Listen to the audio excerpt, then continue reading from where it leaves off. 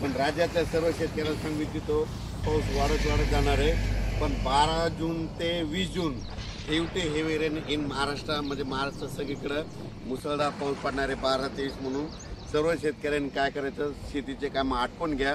आज आणखीन 2-3 दिवस देखील आहे, पण आज देखील राज्यात भाग बदलत पाऊस पडणार आहे म्हणून हा अंदाज लक्षात येतात। त्याच्यानंतर 12 ते 20 पाऊस पडणार आहे।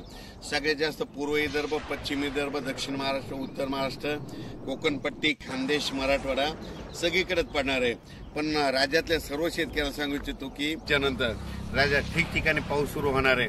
काल देखील खूप ठिकाणी पाऊस झाला, नाशिककडे झाला, पुण्याकडे झाला, दौंडकडे झाला, आज देखील पहाटे सोलापूरकडे खूप झाला।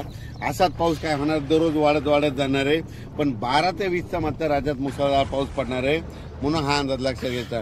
ज्यांचे कोणाचे आणखीन थोडे कामं राहिलेले असेल तुम्ही 11 जूनपर्यंत 11-12 पर्यंत काम आटपून घ्या म्हणून हे अंदाज सगळ्यांना लक्षात घ्यायचा। आणि ज्यांच्या शेतामध्ये पेरणीसाठी ओल असेल तर तुम्ही 12 तारखेपर्यंत पेरू शकता। सोयाबीन जर पेरली तर तुम्हाला सांगतो, सोयाबीन पेरल्याच्या नंतर 1 दिवस सोयाबीनला शांत झोप पाहिजे। म्हणजे पेरल्याच्या नंतर त्या दिवशी शांत झोप म्हणजे कशी की त्या दिवशी पाऊस यायला नाही पाहिजे।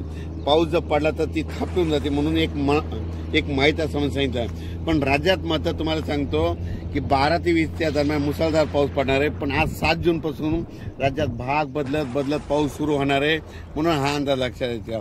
हे जिथे छोटे तलाव आहे सगळे भरून खडे देखील फुटणार आहे, सगळ्या विहिरीमधून वरून पाणी वाहणार आहे म्हणून हे बीड जिल्ह्यासाठी आनंदाची बातमी। कारण की ज्या वर्षी मान्सून पूर्वेकडून येतो ना त्या वर्षी सगळ्यात जास्त पाऊस बीड जिल्हा, नगर जिल्हा, धाराशिव, लातूर, त्याच्यानंतर सातारा, सांगली, सोलापूर, कोल्हापूर या भागात जास्त पाऊस पडतो। आणि यावर्षी देखील पूर्वेकडूनच मान्सून असल्यामुळे यावर्षी बीड जिल्ह्यात खूप पाऊस पडणार आहे म्हणून हा अंदाज लक्षात येतात। अचानक वातावरणात बदल झाला तर लगेच एक मेसेज दिला जाईल। धन्यवाद।